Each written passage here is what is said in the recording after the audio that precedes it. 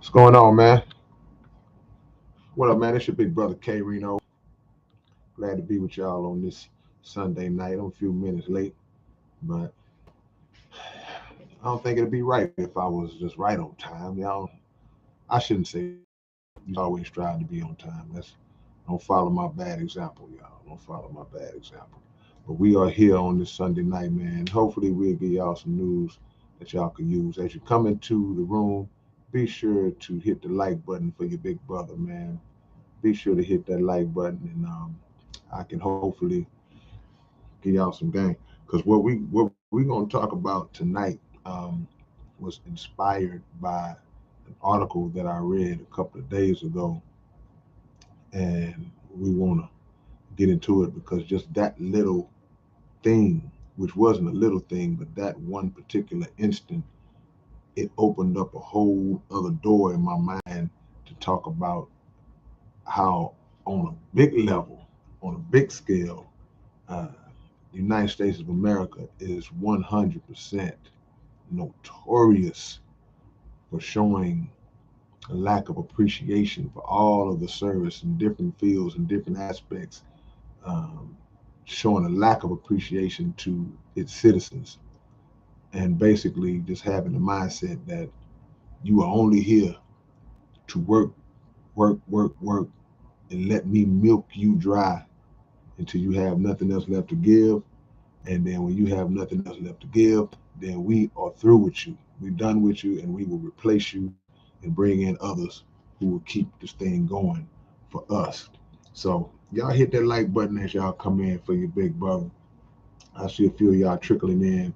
See, Sunday night is a little different from Friday night when I came in on a late night on that Friday because most people only have they on that Friday you got 2 days to not really do nothing. Sunday, you know, boss got to get up the next day. So, but either way, man, y'all hit the like button as y'all come in, man, and we'll get right into it. I see some of the homies already in, a lot of familiar names creeping in the door. My homie Marty Marp and this thing, South Park, salute to you, my brother. Codeine is up in here. Jovan Duckworth, Javi Smoke, and it's that Lurf 8. Much love, man. T Solomon up in this thing. I read this article, man, and it was about a man from Las Vegas. He worked and he works at a Burger King in Las Vegas, and in the airport, the Burger King. You know, you go to the airport and they got the actual food court in the airport. And this man, his name is Kevin Ford. He's 54 years old, and he has been working at this Burger King. I don't know if it's this particular location, but he's been working at Burger King for 27 years. And the beautiful thing about this brother and his spirit, basically, it is his professionalism and his dedication. Um, you could tell that he's a man of dignity and that he's a respectable man and he's a man of honor and integrity because he's worked at one place for 27 years. So that's a sense of loyalty right there. But also, he's never missed a day of work, ever, in 27 years. Now, just think about that for a minute, y'all, as y'all think about all of the times that you've had jobs, all of the times that there have been other things that we are into. Some people missing 4 or 5 days or a month. This man has been working for 27 years and has never missed a day of work. And you have to understand how difficult that is simply because there's so many things that just can happen, man.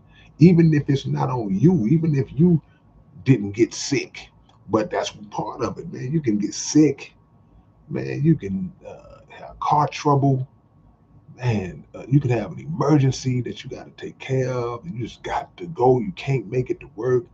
There are all kind of things that can happen. And for this brother to somehow, through all that, even in the times of COVID, somehow he managed to never miss a day. And The second of that is that not only did he never miss a day of work, he was never late. Wasn't late one time in life. That man, that's amazing to me. I'm late almost every. I was late to this live stream tonight. So to never miss a day is one thing, but to never be late is another. So why am I saying all this? I'm saying all this because I'm giving you an idea of what I believe, because I don't know the man personally, but I'm giving you an insight to what type of character this man has to have in order to be this dedicated, this loyal, this professional, to where he would work on a job for 27 years and never miss a day and never be late. One job. Okay, so that's the buildup. In honor of him working at Burger King for 27 years and never missing a day and never being late, Burger King decided that they would give him a special gift to commemorate his almost 3 decades of service with their company. And they commemorated and showed what they felt about this man by giving him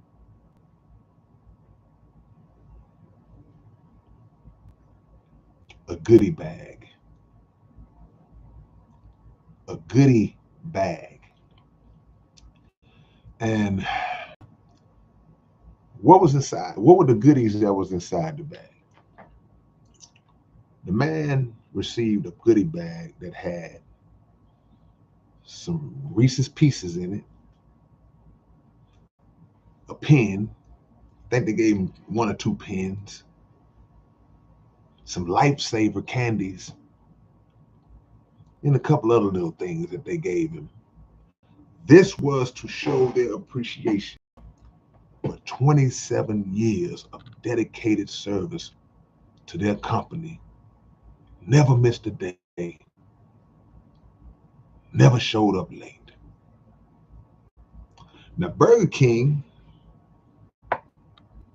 I was about, but I'm gonna make an assumption. I'm gonna make an assumption. Y'all correct me if I'm wrong. I might be wrong, but if I'm not wrong, I'm not far off. I would assume that Burger King is $1 billion company.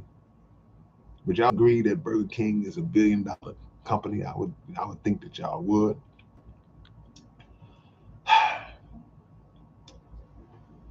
So to only be able to muster up a goodie bag, little bag,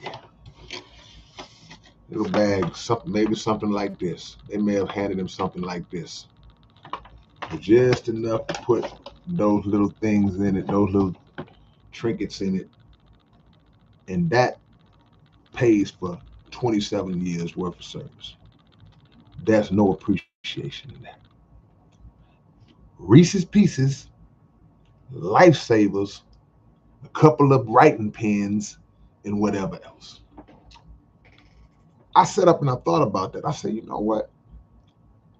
The amount of money that it took for somebody to go out and purchase some Reese's Pieces candy, some lifesavers, and a couple of pens, I feel pretty confident in saying that that probably cost less than the majority of the stuff that was on the Burger King menu. A number 4 probably cost more than the so-called gift of appreciation that they gave Mr. Kevin Ford. This is what they think about you. Now, think about the turnaround that takes place at a fast food restaurant. And for those who might not know what I mean when I say turnaround, y'all should know if y'all been in the working force for a long time. Turnaround means how many people come and go.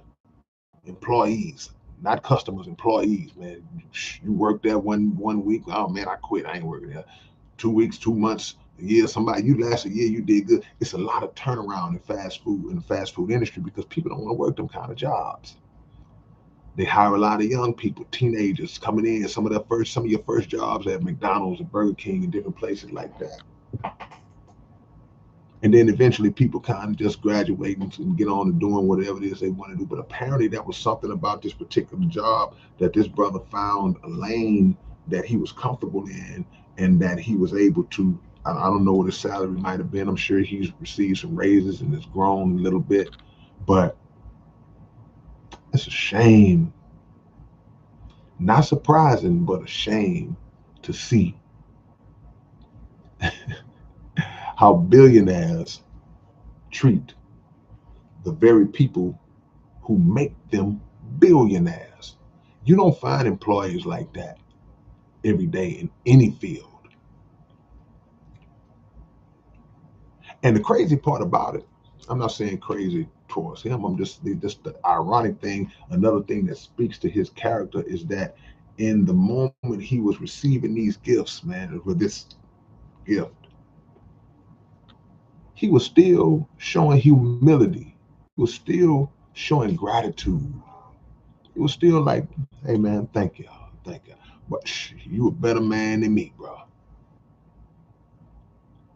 Now, according to something I read, Burger King had always given employees checks on anniversaries, on certain milestones, employees that worked at the company.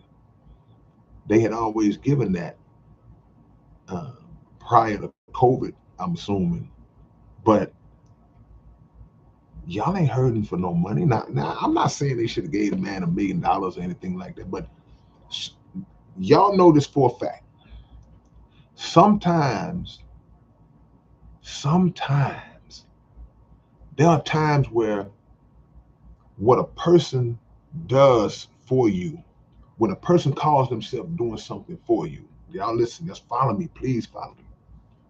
There are times that when a person calls themselves doing something for you, the thing that they do for you is so BS that it would be better in your eyes for them to not have given you nothing.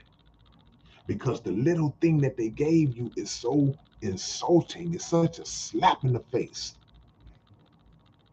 It's like you coming home and you go to the refrigerator to get that orange juice, like on the movie Harlem Nights, and somebody has drunk all the orange juice and left this much in the jug. What would make you more upset? Would you be more upset if they had just drunk it all and you came home and the orange juice was all the way gone, there was nowhere in sight? Or does it make you more upset that some trifling clown would drink it all and leave just this much, knowing that this much is not even going to do nothing for you? So now you insulting my intelligence because you think I'm stupid enough to say, oh, well, spill some orange juice, and like a shot glass. I was going to tell y'all a story, but I'm going to pass on that. Because people insult your intelligence. So they look at this man, they have no value. He has no value to them. Now, his daughter came out in defense of the brother, and his daughter stood like a soldier, and she let him have what she really thought about it, rightfully so, because again, I'm speaking to this man's character. Everything that I laid out was a demonstration of what kind of character you got to have to stay on that particular grind like that all that time and be that loyal and dedicated and professional. But his daughter came out and she started a GoFundMe for him. She started a GoFundMe for him. And in that GoFundMe, so far, I read two reports. I don't know which one is accurate. I read one report that said they had raised like $3,000. I read another report that said they had raised like 50 grand. I hope the 50 grand is true. But again, the GoFundMe is an example of where I'm going with this. Because we look at a company, a major company like Burger King, selling that bad. unhealthy food to people for decades and decades, right? You look at a major company like that who has the ability to show legitimate appreciation and reward this man on a level that he deserves to be rewarded on, but they don't do it. Then you have a GoFundMe set up by his daughter where the people come together as a collective and chunk $20 here, $10 there, $5 there, $50 there. And in that effort, in that collective, now you got thousands of dollars for this brother who deserves that. But it didn't even come from the place that he gave all those years of dedication to. What did that sound like? Don't that sound familiar? Shout out to King Kong Balls for your donation, sir. I appreciate the love, man. Appreciate the love. What you just gave me was more than what Burger King gave the brother. But everything I just said follow where I'm going, and what does that sound like to you? Kind of sounds just like how America does things. That's the American way. To me, that sounds like the American way. There's never been a true appreciation by this nation for the individuals who serve this nation in whatever capacity, willingly or unwillingly. There's never been a true appreciation for those individuals. And in that regard, this is why we see people rebelling. This is why we see people finally waking up and going off on their own and becoming independent and building and doing their own thing. Because America's notorious for that very same type of behavior. You work on a job, a 9 to 5 job, 25, 30 years, all the way up, 40 years, all the way up into retirement. And even the retirement that they give the people is really not enough. And in some cases, it's barely enough to live on. And in this day and time, it's almost non-existent.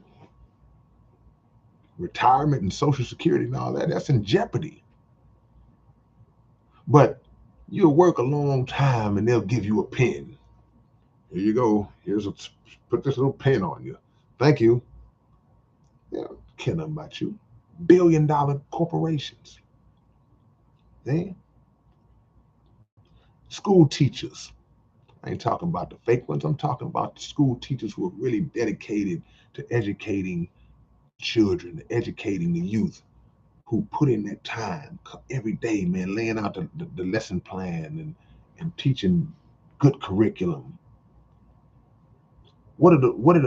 How low on the totem pole is the salary of a school teacher? No appreciation.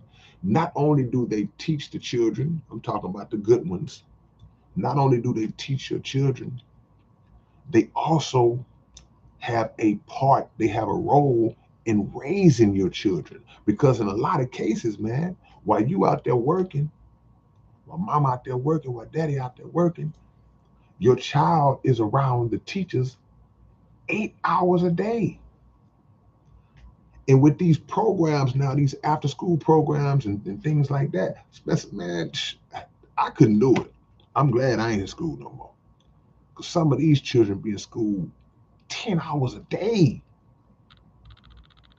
You know, where in the world I'm gonna get to school at 7 o'clock and I don't get home till 6. But that's another story. The point I'm making is that these teachers are instrumental in shaping your child, in dealing with different personalities and different attitudes from children, dealing with parents when they have to discipline the children and discipline the children. I don't mean corporal punishment because they don't allow that no. But just to even, hey, look, you was out of line. I had to do this. I had to do that. Then you got to deal with child. You got to deal with the parent, and that's a lot for a school teacher to have to deal with, and then not get paid hardly anything to do it. Dealing with your children, see, and they make very, very small salaries. A lot of jobs are like that. Picture the veterans that served in the military, right? You got people that served in the armed forces that have fought in wars. Now, of course, we can get into the conversation of the legitimacy of the war that was fought, because if it came from America, if you fought in any war for America, then 100 times out of 99, you were fighting for an unjust cause. You were fighting on the basis of some kind of lie, some kind of BS that the United States government has put out and sent you to die behind some nonsense, right? But the point I'm making is that regardless of what it was about, people still went out and served in the military in the United States, Army, Navy, Air Force, and Marines. So if you make it back, if you don't get killed in the war, you make it back, and just say you make it back intact. Ain't nothing wrong with you. Yeah, you got all your limbs, you got your right mind. You're still not treated with the appreciation that you would think that a veteran of the military in the most powerful country in the world would be treated, right? But what if you did get your arms blew off? What if you did get your legs blew off? What if you did come in contact with what was that, Agent Orange, or something happened to you to where you were in Vietnam and you were in combat, and now you have um, post-traumatic syndrome, you have flashbacks and things that are real, that people have this kind of trauma. They wake up out their sleep and they're not the same. Now he's in the VA hospital, and what if you did suffer like that? How does America treat those veterans? How many times have you pulled up to a light at an intersection or getting ready to make a U-turn under the bridge, the freeway, and you've seen a veteran holding up a sign, or a person holding up a sign saying that they are a veteran, and they asking for money, they're trying to get some money? How many times have you seen that? So there's no appreciation for even those who help fight for the wicked policies to be upheld in this country. See? So these are all examples of how many things that are done on a daily basis in order to sustain a system are not appreciated by the system, those who run the system. You are just um, you're a tool. You're just something. You're a piece that we use to just get by, to get our objective carried out. That's all you are. That's how we view you. Think about, hold on, let me shout some out real quick. Charles Walker, appreciate the love, man. Love your music, the Big Seven on my favorite. I listen to The Struggle Made Me Great, and out the way all the time, no question, man. What's about to happen? Thank you, man. I appreciate that, Charles. I always do, man. Appreciate that love. See? So that is an elite that have always been in place, that stand on the backs and the shoulders of those who are just the worker ants. Just the worker ants. We just out here, just all we are doing in our minds, we're trying to take care of ourselves and our families, but all we are really doing is sustaining and holding up. We holding up. We holding up the system. We are powering their system. The crazy thing about it, man, I wish my homie was in the chat. He was in here the other night, my homie KO, because he always tells this funny story back in the days when he was working. I think he was working at a grocery store, And George Bush was the president, not the first Bush. And George Bush he was the ex-president. George Bush came to his store, and he still has Secret Service, because the president still has Secret Service long after they leave office. So he came to the grocery store, and just by chance, my homie was the one who pushed his groceries out to the vehicle and unload the groceries. And he had a lot of stuff. And he said after he unloaded all that stuff for Bush, the Bush gave him some kind of little money clip thing that you little money clip thing that you put your money. And he was so mad. And like, dude, this is how you gonna give me the money clip? I don't want this. Now, some people say, well, man, you should be grateful for anything. I mean, yeah. But sometimes you view the gift based on who gives it to you. You view the value of the gift. You view the intentions based on who it is. And if it's just a worthless piece of crap of an individual or a corporation, then you know that gift has no significant love attached to it. And even when they give you something that can be misconstrued as being pretty significant, sometimes they'll give somebody a $30,000 blessing, $50,000 blessing. Look at the record labels. Just look at how the record labels operate. He'll say, oh man, they gave that boy $500,000 to sign. Watch the motive. Because yeah, they gave him $500,000 to sign, but they getting ready to make $20 million off of him. And everything that they spent on him to get his project built up and hyped up and marketed and promoted the way it needed to be to make that $20 million, they're gonna make him pay that back. And he's not getting near the percentage that the record company gets. So even when they give you what seems to be like a good lick, still got to be careful how you view it. Still have to be careful. See? All money ain't good money. And all gifts don't come with good intentions.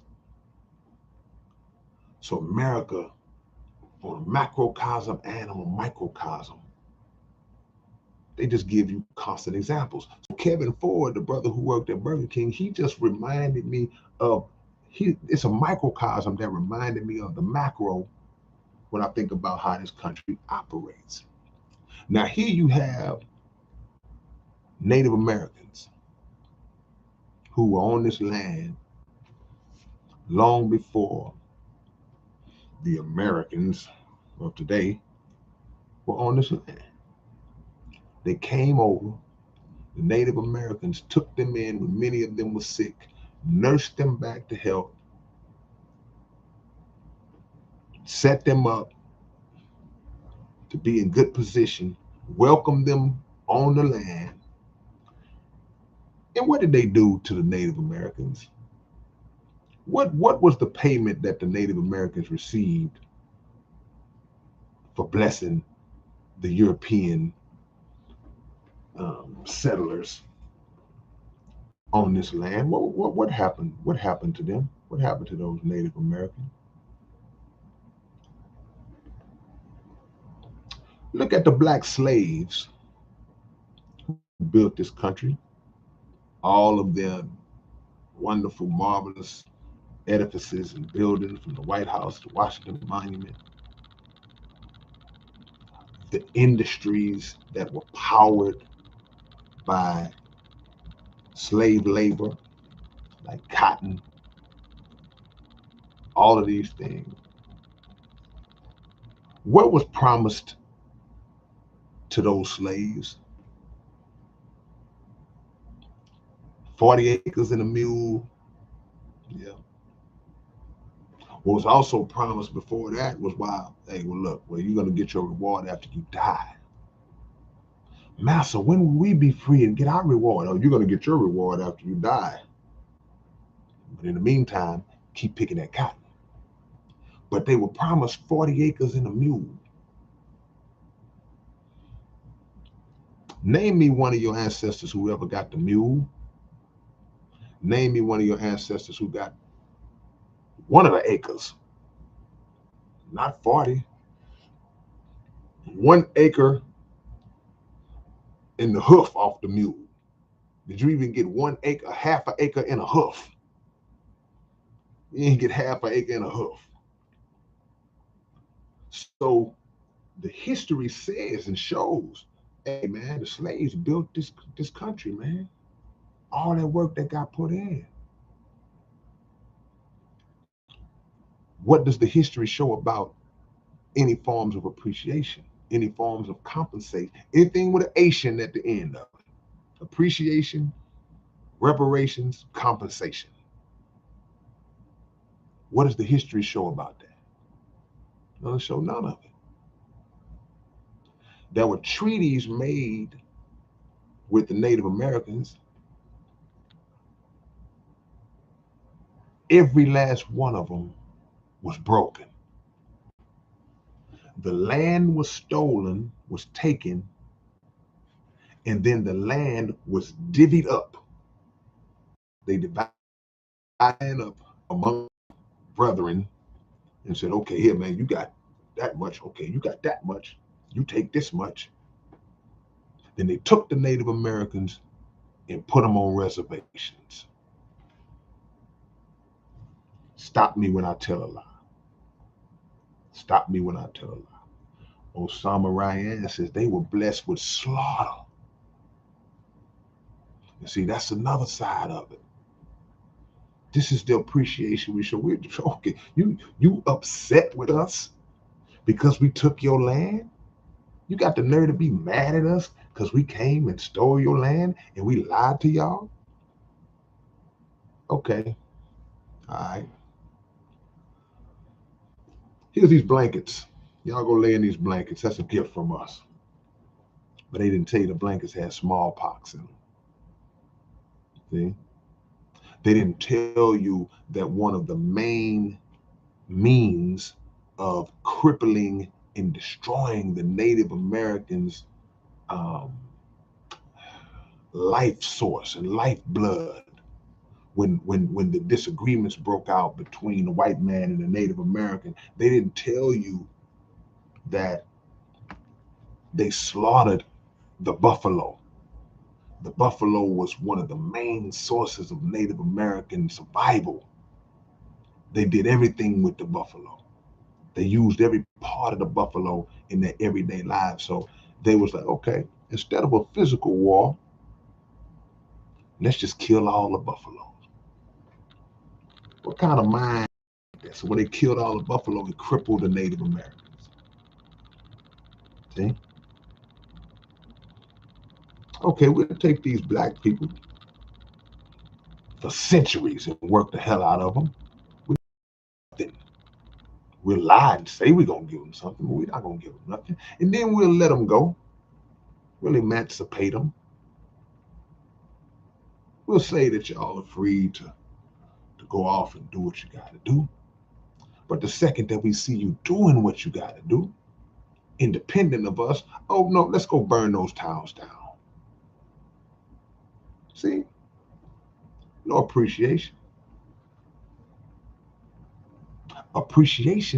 More appreciation was shown to the slave masters who lost their slaves.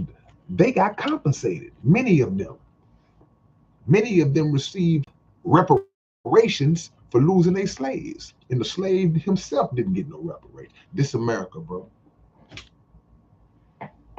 Welcome to America. So why would you think that you would be treated any different? Why would you think that you would be looked upon any different in 2022?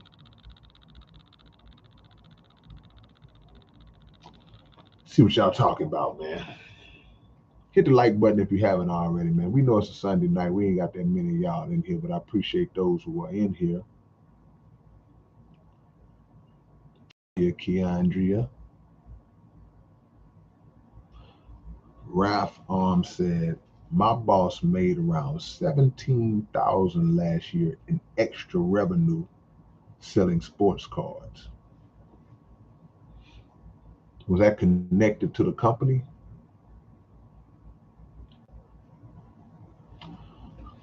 Gordison says, what if the whole shepherd and sheep thing is another control story? What if they're just choices? I mean, elaborate. Because if you want to say that the shepherd and sheep thing, I guess you're meaning corporation, big boss, and the worker. Corporation being shepherd, employee being sheep, and you saying if that's just another control story, then you ain't paying attention to society for the last however many decades and centuries. This is not a fairy tale.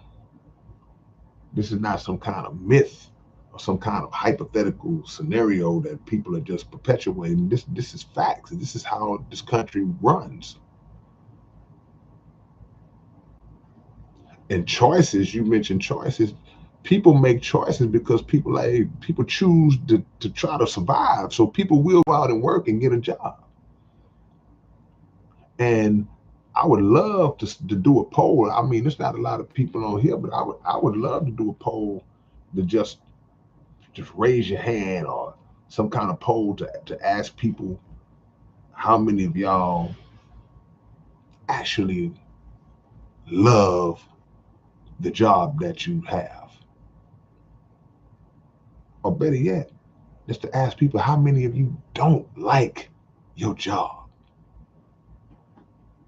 A lot of people are not working on certain jobs because they like the job. They're working on a job because, look, man, this is the best I can get right now. I need the money. I got a family. I got bills to pay. But I really don't care anything about this company, anything like that. So yeah, we make the choice to go and fill out this application and go work at this place. But many of us don't love the jobs we have. And Marty Marr just brought something to my attention. He says, but they raise millions of dollars for these mass shooters. How ironic is it that I'm doing this story about a brother who worked 27 years at Burger King, and the appreciation that the company showed this man was to give him a goodie bag with some Reese's Pieces, some Lifesavers, and 2 pens in it. But Dylan Roof, who walked in a church in South Carolina and killed 9 black people and was arrested without incident, was taken to Burger King after he murdered all of those black people, right? So they took Dylan Roof to Burger King after he killed 9 black people, right? I'm confident that whatever he ordered in Burger King cost more than what was in that goodie bag that they gave that black man who worked for their company for 27 years. So, and the police bought the Burger King meal. So it's just ironic how they move. It's ironic how they have no type of problem showing you what they think about you. A person who does great service on behalf of them gets crumbs, nothing. But a murderer, that Burger King is almost like a diamond. That hamburger was like a diamond for him. What's up, Lemon? It's like a diamond for him. We don't open our eyes to see. We let people treat us any kind of way. Any kind of way. But even when we recognize it, we never change the behavior, never make the steps to pull ourselves out of that kind of behavior. Like, man, I ain't just gonna keep letting people do me any kind of way. So when Kevin Ford's daughter started a GoFundMe for him, and I mentioned this earlier, now you're looking at thousands of dollars that get raised by the people. I said I was gonna come back to that. I'm back to it. Thousands of dollars that get raised by the people, total strangers now sending this man's money because they looking at this corporation and saying, man, that was wrong. That is an example of how we should be moving and how we should be working collectively. We don't have to depend on this company, this job, struggling on this. We don't got to depend on that, because if we pool our resources and work together, then our unity will provide us with everything we need to sustain us above and beyond. See?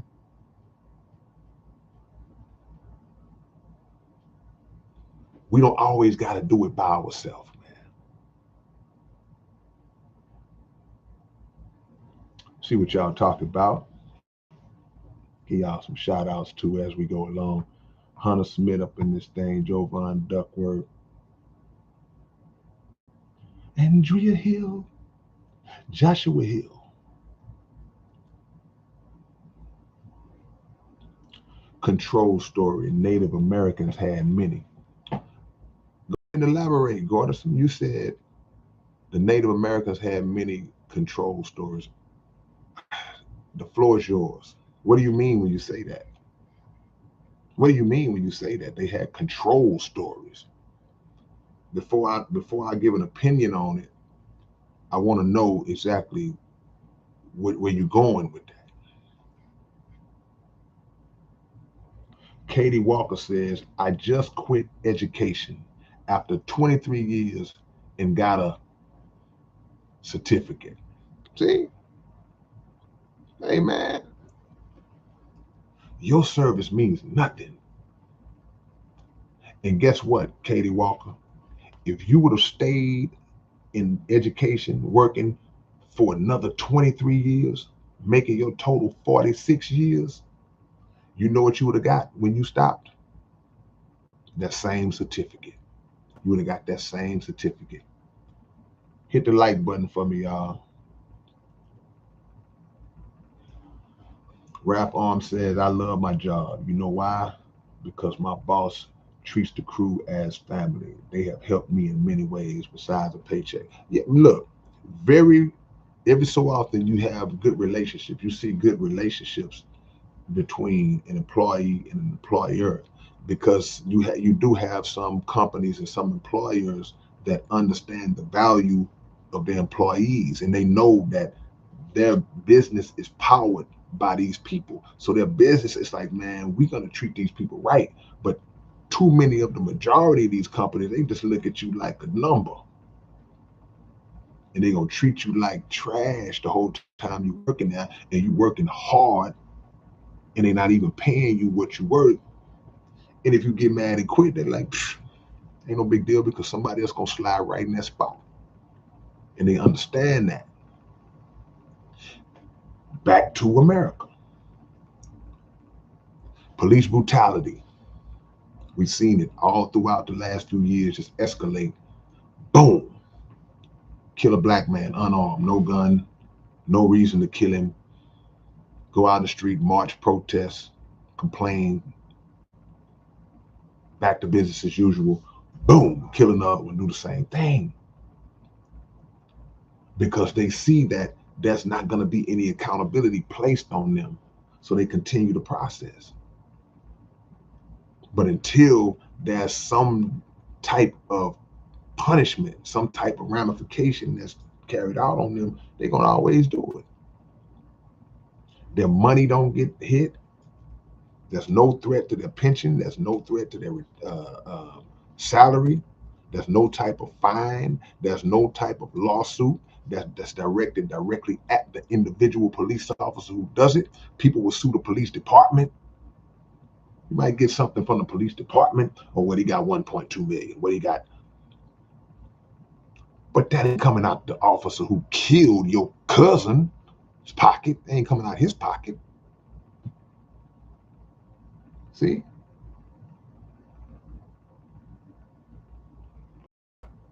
So the accountability, see, they only understand two things, y'all: blood and money.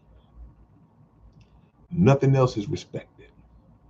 So you trying to reason with this system, it's not gonna work. You trying to hold hands and sing and love with them, it's not gonna work.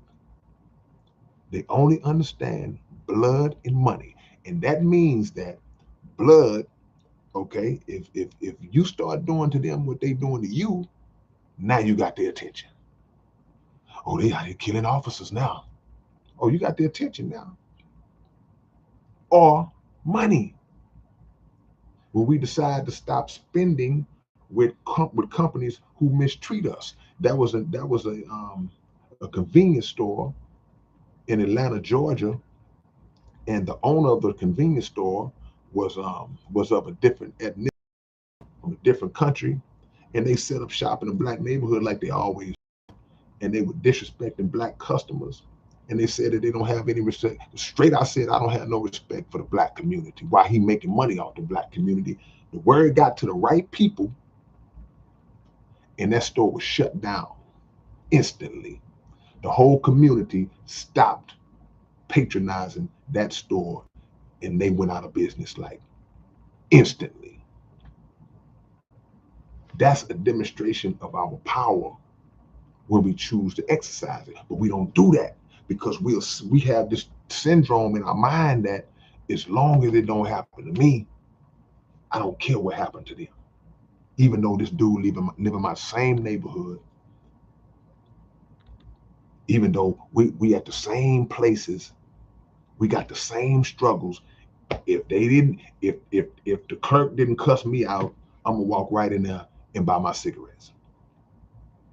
See, we got to get out of that mindset, man.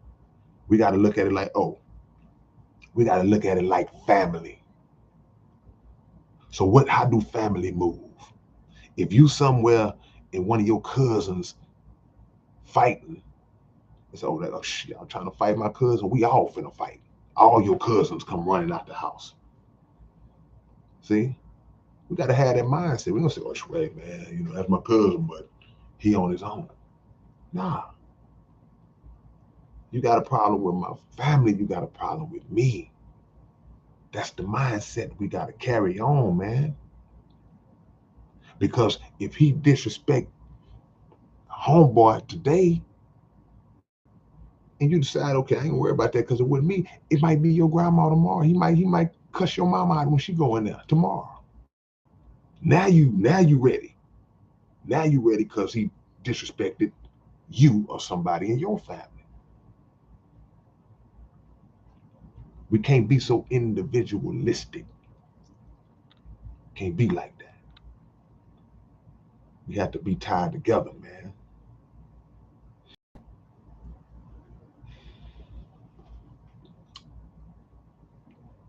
I'm still not understanding what you're saying, man. Ralph human condition.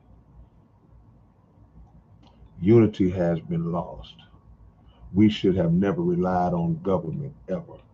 Our forefathers, your forefathers, they wouldn't mind, knew this fact and preached it. Oh, you talking about what forefathers? You're not talking about the founding fathers of this country. Are you talking about our forefathers? But because of majority vote, our understanding never mattered.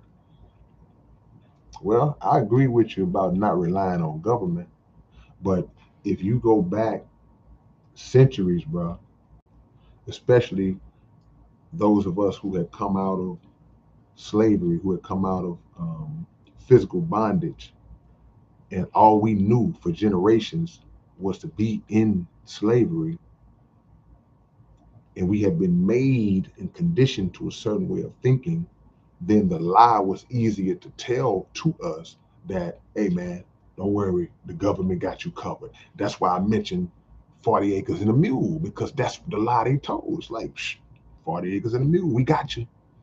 Don't worry about it. We're gonna take care of it. You're gonna receive a nice little springboard into freedom that's gonna get you going. And they never intended to do that. So now it's easy to say in 2022, well, we should have never relied on the government. Okay, yeah. But what choices did we think we had at that time? See, we were still halfway praising and worshiping white people back in those days. You know why? Because they set it up like that. When they took the images of the deities, whether it be the Messiah, whether it be whoever, God himself, Mary, Jesus, baby Jesus, whoever you say, the angels, whoever you say, they took those images and they say, okay, he was white, she was white, he was white. Now you look up and you see what you see. Okay, yep, that's Jesus, yep, he white.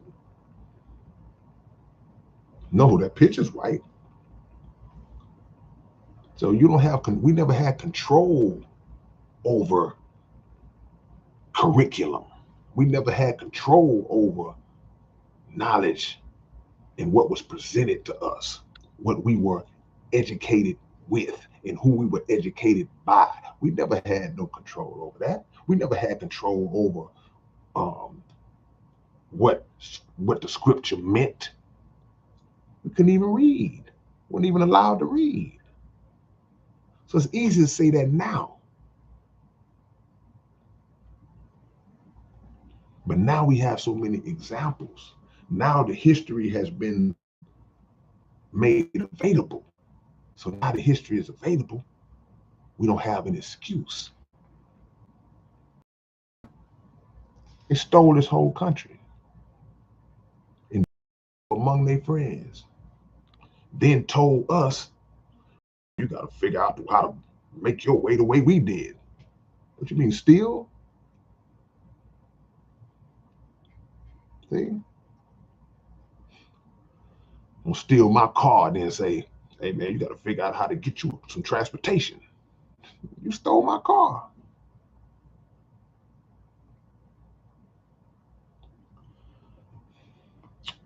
Patrick Edmonds, when you see something wrong, act on it or speak on it, and others back to play. Yeah, look, even if others don't back to play, you act on it and you speak on it. Because when you see something wrong, if you act on it and speak on it, God gonna back to play. We so scary. We so scary, man. Man, I ain't got nobody to back me up. If you in the right, God gonna back you up. See, the masses have never been the catalyst of change or revolution. It's always one individual or a few individuals who push the envelope for change. See? It's always one man that steps up. You hear about Nat Turner all the time, but with a lot of people with Nat Turner, because a lot of them were scared. They're like, man, we ain't gonna mess with these folks. Nat Turner, like, man, I ain't, not only am I gonna mess, I'm gonna kill these folks. I'm gonna get my lick back. And Nat got a bunch of his licks back. They got him. but he got a bunch of his licks back. And now we know who Nat is.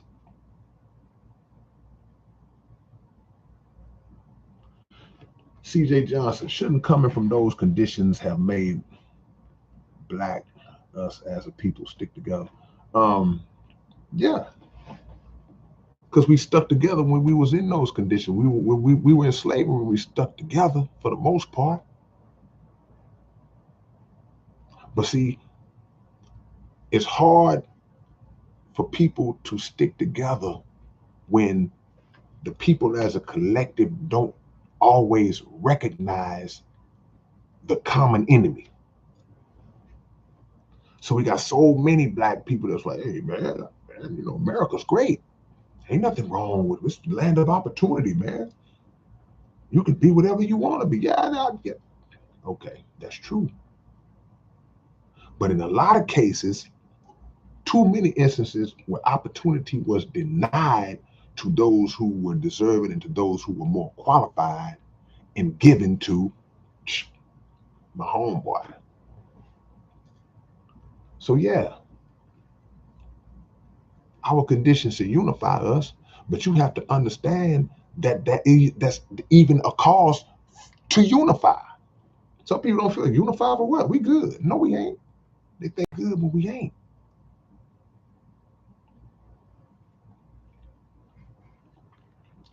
Taylor says, don't you think that race is one way to divide peasants? To divide peasants? No. Race is a reality. There are different races of people. That's a reality. But race can be used to try to make people who of different races who have been oppressed due to racism, it can be used to try to make us feel you're just using that as an excuse because you won't improve your own condition, so you fall back on the conversation of race. Nah. Race can be used to divide, but it wasn't used to divide by the victims of racism. Nah. It was used to divide by the instigators of racism. So if somebody tells you, well, you're playing the race card, no, I ain't playing the race card. I'm explaining and expressing to you actual facts of what was done to us that led to us being in the condition that we in. It ain't playing no race card. It ain't making no excuse. It's none of that. It's strictly telling you, okay, you want to say this about us, but you overlooking how we got in the situation that we in, and you were the cause of us being in that condition. We're not gonna overlook that.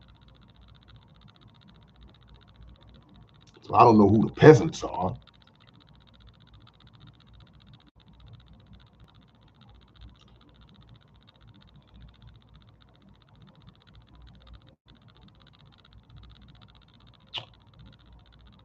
Listen, everyone, to get more clarity, study Elijah's teachings and get knowledge of self. I couldn't agree with you more. 19 Zodiac Killer. The teachings of the Honorable Elijah Muhammad will help everybody if understood. Black, white, brown, yellow, red. But they know that. That's why the effort has been so heavy to suppress the Honorable Elijah Muhammad's words. You don't hear about the Honorable Elijah Muhammad during Black History Month. You hear about Martin Luther King, George Washington Carver. They might give you some Harriet Tubman. They'll give you some watered down Malcolm X. They'll give you some Thurgood Marshall. They'll fast forward it to modern day. They'll throw some Obama in there because they want to keep Black history as innocent as they can so they won't rile Black people up when we discover our real history. When we find out, oh, wait a minute. We built them pyramids. When we find out, wait a minute, that man that they called Jesus the Messiah, that man was black. When we find out, see, that's what the whole critical race theory argument is about. Because they say, we don't want to teach critical race theory in schools because we don't want white children to feel uncomfortable. Uncomfortable about what? What is it that they're going to feel uncomfortable about? They're going to feel uncomfortable about the history of their ancestors and what their ancestors did to our ancestors. So I'm sitting in the class next to little Tommy and I'm looking at little Tommy like, and your granddaddy did that, huh? And little Tommy like, hey. But the truth need to be told, plain and simple.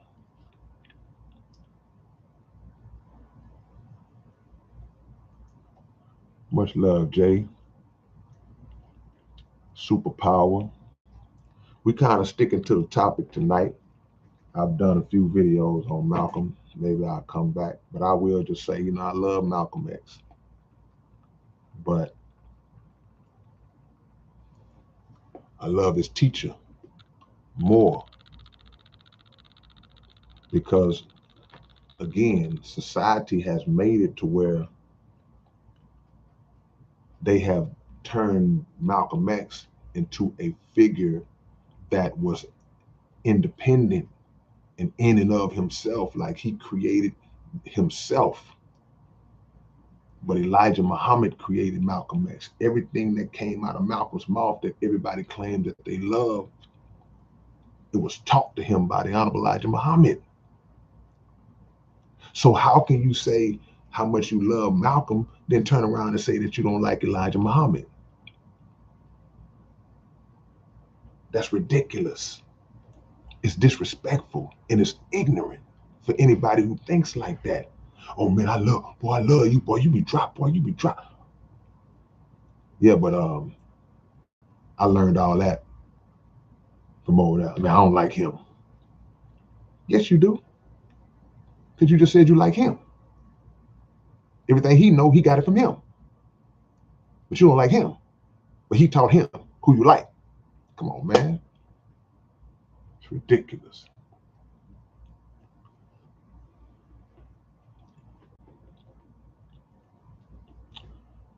I'm not going to get off the subject too long. But see, Trump boss, see, this is what I'll be talking about. Malcolm X exposed Elijah Muhammad. Elijah Muhammad was a great big phony. So if he was a great big phony, would that make Malcolm a great big phony? Just answer the question. How did a great big phony teach the man you love everything that he knew? He was taught all that by his phony. If he was a great big phony, why did Malcolm come back after he left the nation and make a recording where he apologized to the Honorable Elijah Muhammad because he wanted to come back to the nation? He wanted to come back to the great big phony. Y'all want to dance? Let's dance. See? You perpetuating the same white folks media lie that's been perpetuated for years. Malcolm's own quote, his own words was, everything that I teach, I learned from the Honorable Elijah Muhammad. So what you're saying ain't making no sense. And that's just scratching on the surface. You love apples, but you hate apple trees. That's ignorant. It don't make sense. I love oranges, but I don't like orange trees. Where the hell you think the orange come from?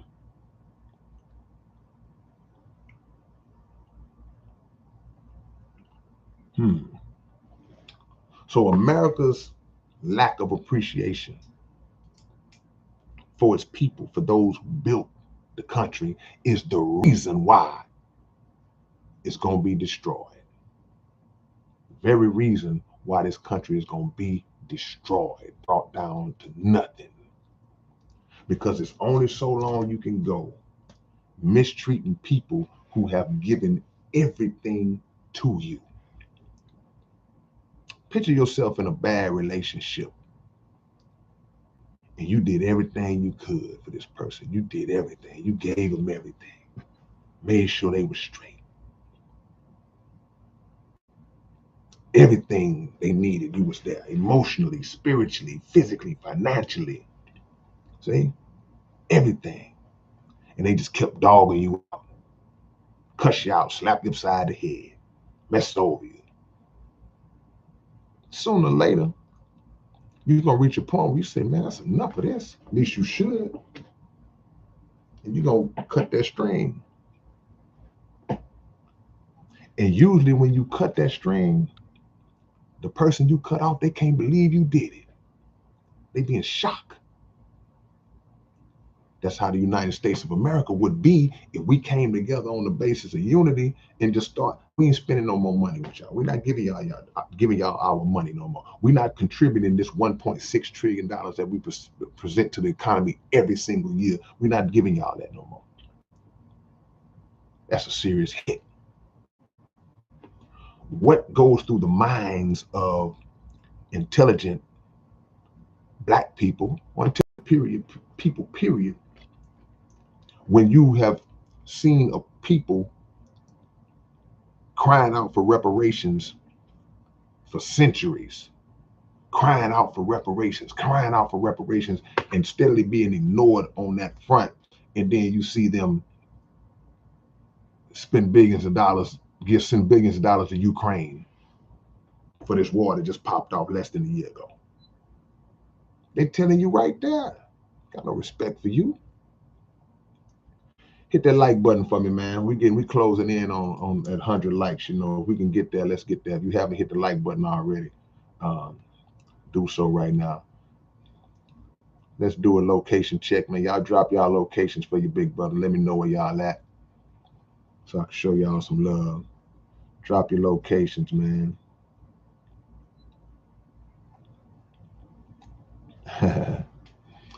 Dead TV said, I love wine, but I don't like grapes. Yeah. You don't have to eat the grapes, but you need to respect the grapes because that's where you get your wine from. See?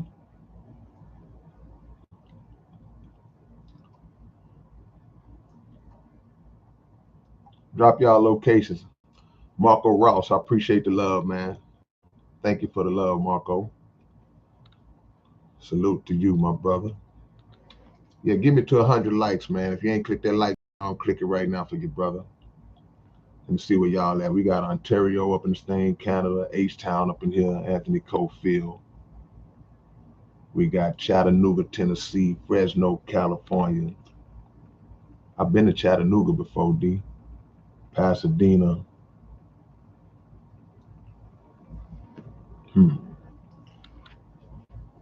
Seattle. I'm coming to Seattle.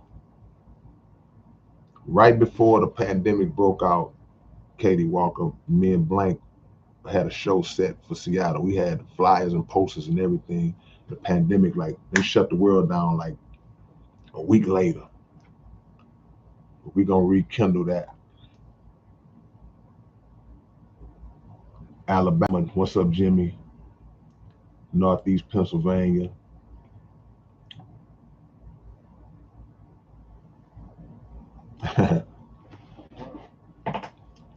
Ralph Arms says, I understand that reparations are definitely necessary for justification, but on that level more than just the black man and Indians deserve reparations. Well, if you know the history, more people have received reparations. Go look up a list of all the nations that America has granted some form of reparations to over the years. America dropped a bomb on Japan. They gave them reparations for that. I just told you that white slave masters and slave owners, they received reparations for losing their slaves who never got the reparations. So what you're saying That ship done already sailed. Many people have received reparations from America, but somehow they manage to dance around the black man and the Native American. So that ain't really gonna fly, brother. And no people have been more mistreated. More people, no people are more deserving. So while you trying to skip the line, nah, you ain't skipping the line, bro. No people are more deserving of reparations than the black man. Stop me when I lie. See? Alaska up in this thing, Florida up in this thing, Pasadena again. Never been to the Dominican Republic or Haiti. Look what America did to Haiti. Haiti got such a raw deal, man. The Clintons, man. The Clintons did Haiti so dirty. See, man, y'all got to study some history, man. Recent history. Because a lot of times, and it ain't always y'all fault, but a lot of times people who are just hard-nosed, I'm American, I'm American, I'm American. Y'all have this mentality. Some people, not everybody. Y'all had this mentality that the United States of America can't do no wrong. Every move they make is the right move. Every move that they make is justified move. And all they do is stunt, rob, kill, assassinate, steal resources. All they do. Create false narratives to justify going to war with nations to take their resources.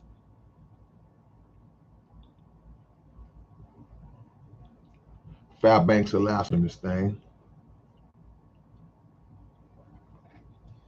Come on, man. We got to open our eyes, man. The anthropomorphism and humanized illustrations of various deities are not to be mistakenly idolized and worshipped. Yeah, no question about it. Make no graven images. But guess who made graven images? See? The individuals who created the images, they are the ones, they created those images so that it would put us in a mindset that, oh, that must be how God looks. Let's worship that. They told you this is what you should be worshiping. This is your God. And he looks like me. That's what they told us. Because how could you control a group of people if that group of people knows it? But let me say it like this. How can you control a group of people through religion who subscribe to a religion, who subscribe to an ideology? I can't control you through that ideology if the deities that you worship are clearly shown to look like you. In other words, the white man can't control the black man if the black man knows that God is black.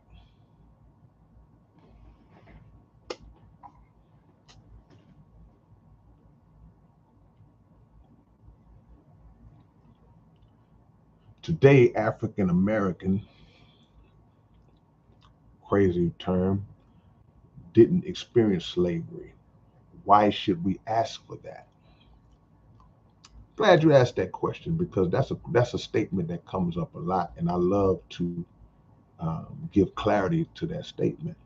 People will say in a minute, "Well, man, you would never know slave. What you talking about? Talking about we. You wouldn't know slave. Why should you get anything?" The same reason why the white people who are alive today are benefiting from what their ancestors did. Everything that their ancestors did to our, they stand on that and they benefit from that. And I just told you they stole people, they stole land, they divided hundreds of millions of acres of land among their own people after they stole the land. So if you are a white person who is benefiting from the privilege of what your ancestors did, then doesn't it make sense that the descendants of the black slaves receive some compensation for what was done to their ancestors? Because what was done to our ancestors is one of the main things that put us so far behind the 8 ball in terms of business, in terms of land ownership, in terms of education. That was an intentional process. So yeah, they owe.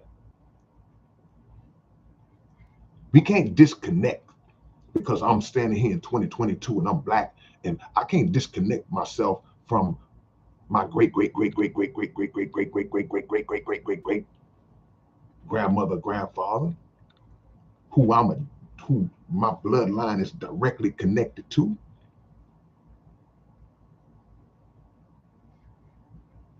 See? Yeah, they didn't do it,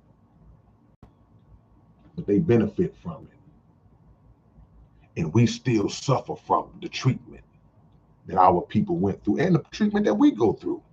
It ain't stopped. It's just morphed into a different style of oppression. And it's made us think on a level that, oh yeah, we free now. You ain't free. See, and an example of that is how we find out every day when you see these artists in the music industry. You see it every day. The young ones, one or two of them, they'll pop out and you see they'll make a tweet or they'll make a statement where you see that they woke up, because they'll start exposing and expressing how the record labels are mishandling them or using other artists, bleeding them for money, making them perform rituals and things of that nature. They start to wake up. So it's just a different level.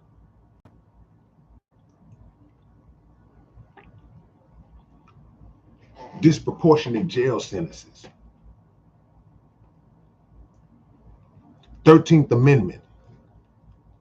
What does the 13th Amendment of the United States Constitution say? We're on a conversation of slavery right now. What does the 13th Amendment of the Constitution of the United States say? What is that about? If it takes too long to type it out, let me tell you, paraphrase, that slavery is not legal except when you have been convicted of a crime. Now they can send you to the pen and you are right back in slavery. And who just happens to be the people who, although only represent 13% of the population, represent over half of the prison population? Who is that? So that sounds like a smooth way to reintroduce some form of slavery. Come on, man. Come on, man. T'Challa says technically we're considered POWs. POWs are prisoner of war, because the term slave etymologically refers to people of Slavic descent. Well, that's one interpretation of that. But the term slave as we know it, and it has other meanings too, because that's when the conversation, because people will try to justify what was done to black people any way that they can to try to get it off of them. So you have people say, well, wait a minute, well, I'm Irish and my ancestors, the Irish, were enslaved as well. If I want to give you that y'all was enslaved, if I just want to play the game and give that to you, it still was not the same as what happened to us. So you can't compare your what was actually you were actually indentured servants. You weren't slaves. You were indentured servants. You were individuals who were brought into servitude for a specified period of time, for a term. See, you were brought into that for a period of time to where you was going to be. You saw that was an end game for you.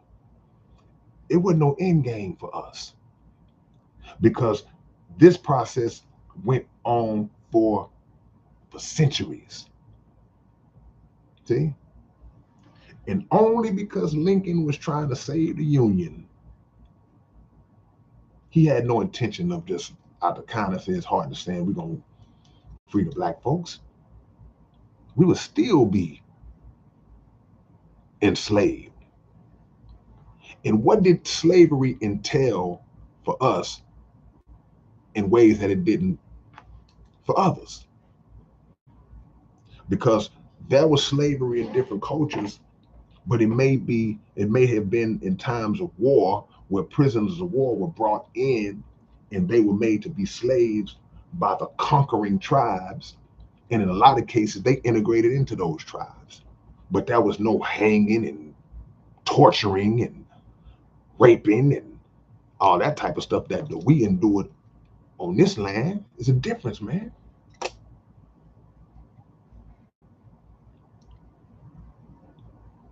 a difference, bro.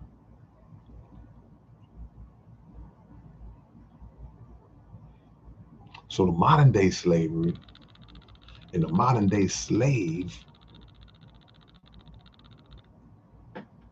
sadly, many of us as modern day slaves, the biggest problem that we have is that we don't even know or believe or would agree that we are modern day slave. Man, I ain't no slave.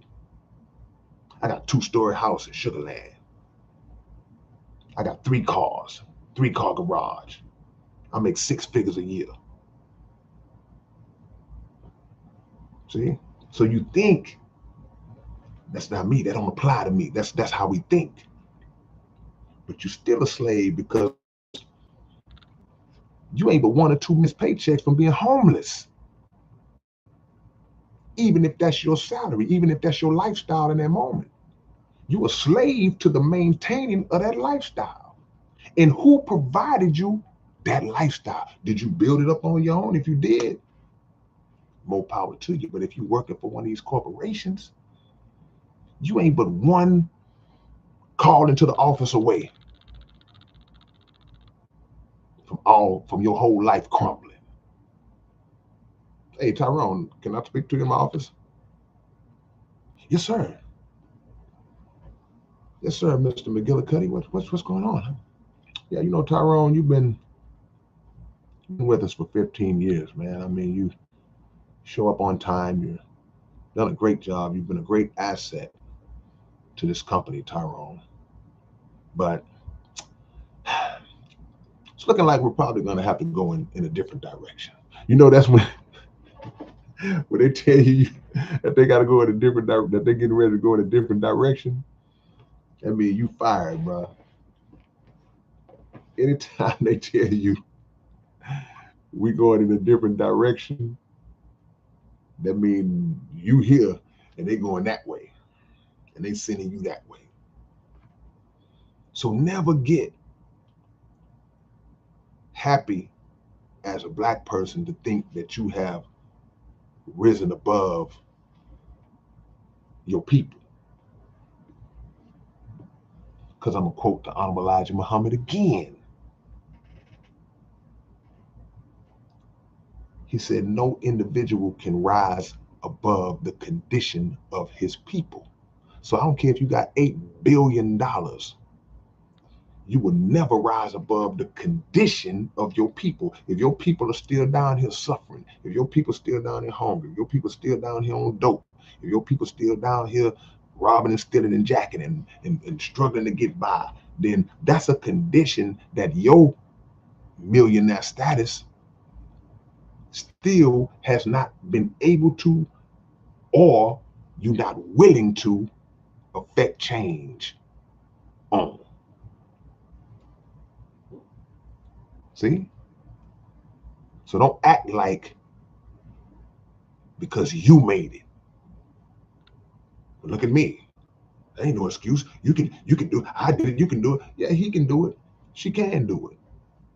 But for whatever reason why they didn't do it, don't look at the fact that you did it and think that you better than them.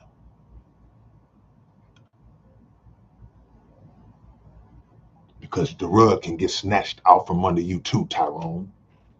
I hope nobody ain't naming here ain't really Tyrone.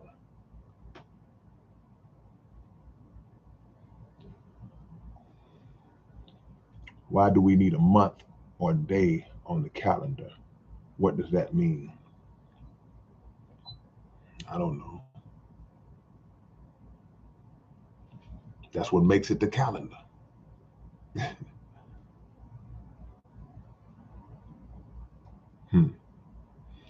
What's up, Joel? What's up, Enoch? What's up, Anthony? Deity rocks. Light, love, and energy. Light and love energy.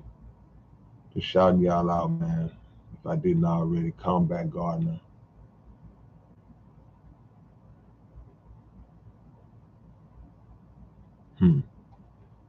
See, the corporation.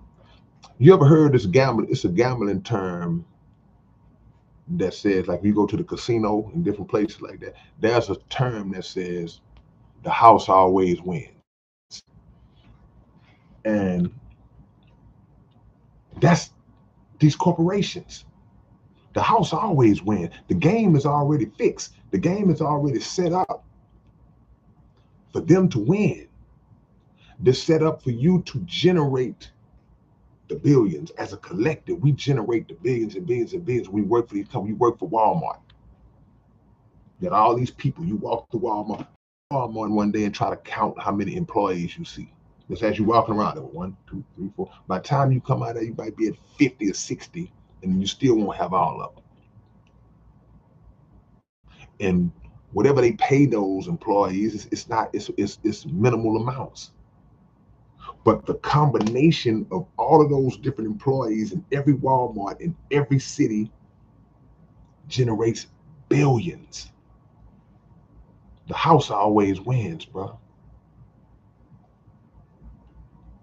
The individual, even if you're making a big salary, the individual that's able to pay you 6 figures, he's able to pay you 6 figures because he makes how much?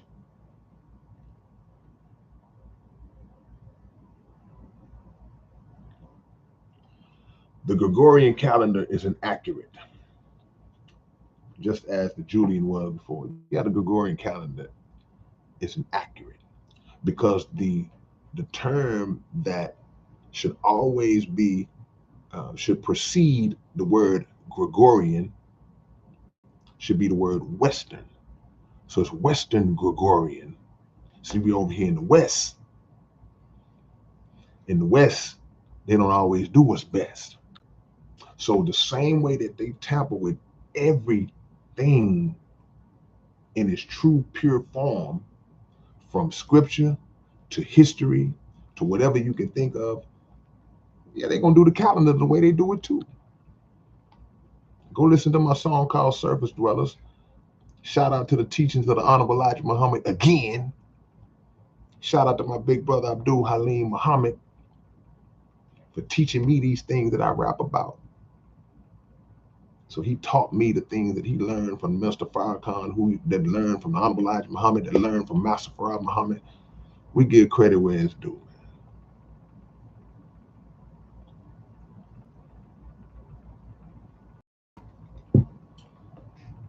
See, everything,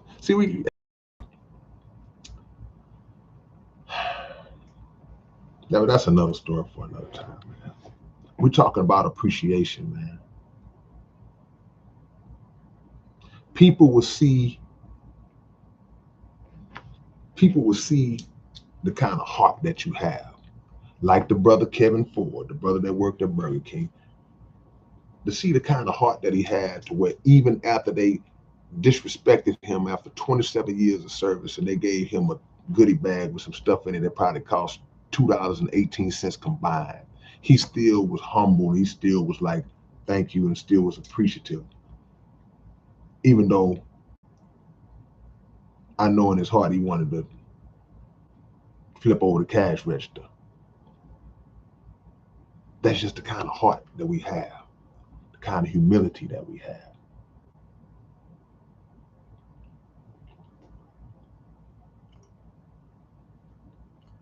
Why do Black and Hispanic communities have gangs and so many people who want to live thug life? Well, because at the root of the thug life and the gangs and all that is a condition that was set up by this country, the people who run this country, in order to make us continue to perpetuate that kind of behavior. So drugs were put in the community, guns were put in the community, impoverished circumstances permeate through the community that were imposed upon those communities. So in survival mode, yeah, some people gonna sell some dope. Some people gonna get territorial. Now some people gotta get some guns. Now some people gonna start killing and shooting each other. So it ain't just, see, you can't look at the branch and say, look at that branch. Look at that branch hanging off that tree. No, look at the root. Go to the root of the problem, not the branch. At the root of our condition is a system that created the condition.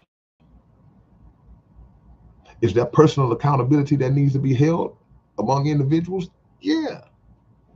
I ain't making no excuses for nobody that's out there shooting and killing each other. And I ain't making no excuses for that because we know better than that. But the key was putting our back. Let's call it for what it is. So we're not going to skip over that part either.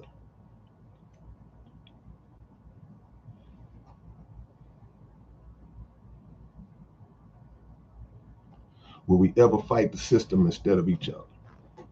Many people are fighting the system. Many people are fighting the system. We just have to get those among us who are fighting each other to come fight with us on our side. Because a lot of times we fight each other because of the condition. Ain't but one loaf of bread left on the shelf, and I got a family, you got a family, and we put our hand on that bread at the same time. Might be a problem. But what if we were producing our own bread on a mass scale? What if we had farmland? What if we had put our resources together and we got farmland now? We can grow crops. Like I say, we can produce our own bread where people don't have to fight over it. Vegetables and fruits. Community gardens. See? It's a solution to everything. Unity. Taught by who? The Honorable Elijah Muhammad. There you go again. Said our unity is more powerful than an atomic bomb. See?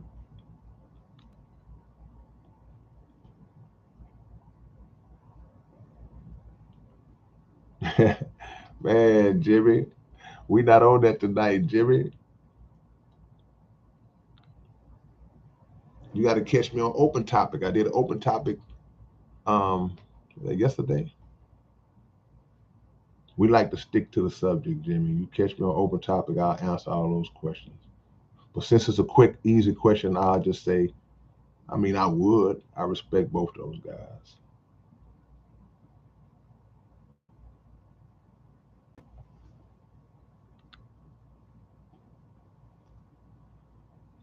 Hey, man, I appreciate y'all. I ain't going to stay in y'all hair long. One love. Peace.